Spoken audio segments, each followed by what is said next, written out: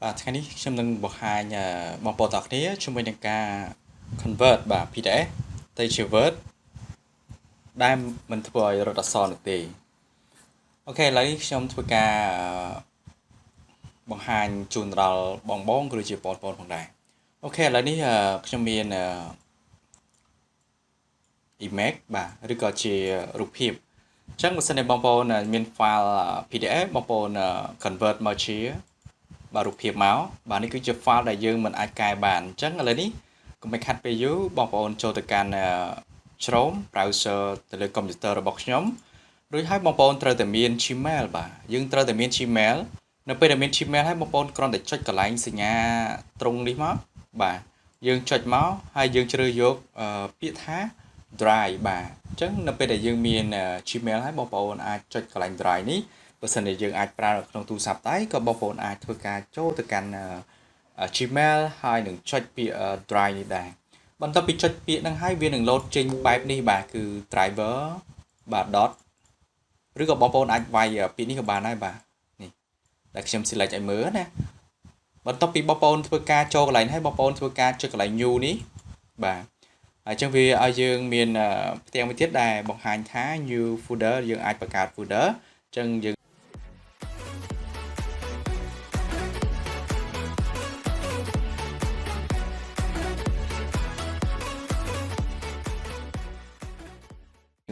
អាចយកកន្លែង file upload នេះផងដែរយើងចូលកន្លែងហ្នឹងមកឬក៏ alt control C និង U អញ្ចឹងឥឡូវខ្ញុំចុច file upload បន្ទាប់ហើយខ្ញុំទៅយក file image របស់ខ្ញុំដែលខ្ញុំបាន convert មកជារូបភាពដែលយើងមិនអាចកែប្រែបានឥឡូវនេះខ្ញុំធ្វើការទៅជ្រើសរើសយករូបភាពដែលខ្ញុំធ្វើការបំលែងទៅជា Word ផងដែរអូខេឥឡូវនេះខ្ញុំកំពុងតែធ្វើការរើសខ្ញុំរើសឯកសារមួយមកអូខេឥឡូវខ្ញុំយកចំណុចនេះមួយខ្ញុំ upload ពីរចុះ select លើវាមកហើយបងប្អូនចូលកន្លែង open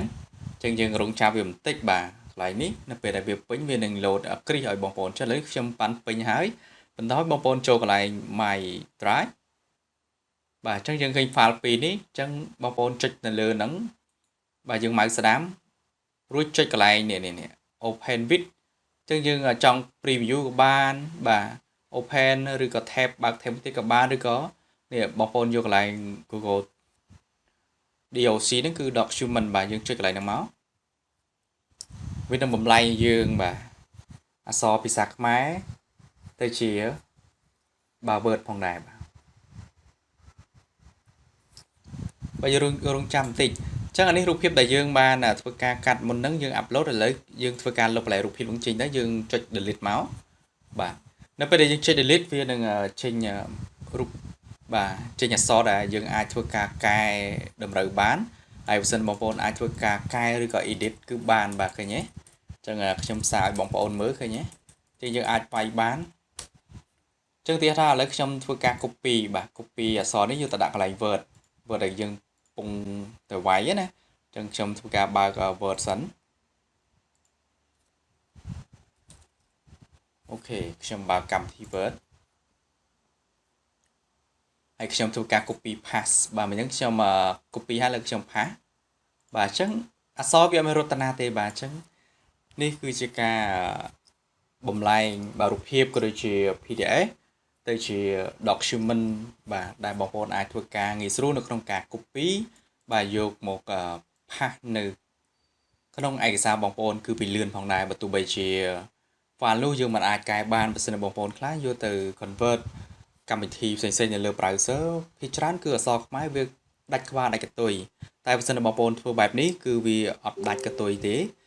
អញ្ចឹងអ្វីដែលខ្ញុំបានបង្ហាញហើយឥឡូវខ្ញុំនឹងធ្វើការ upload នៅមួយទៀត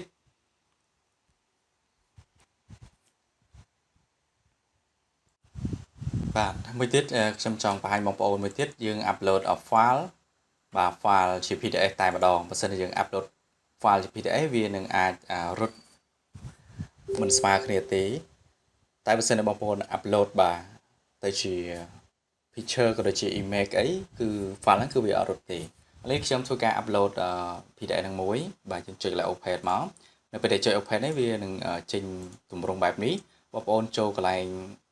ចុចសញ្ញាត្រេ3ហើយចុចទៅលើវាហើយយកកន្លែង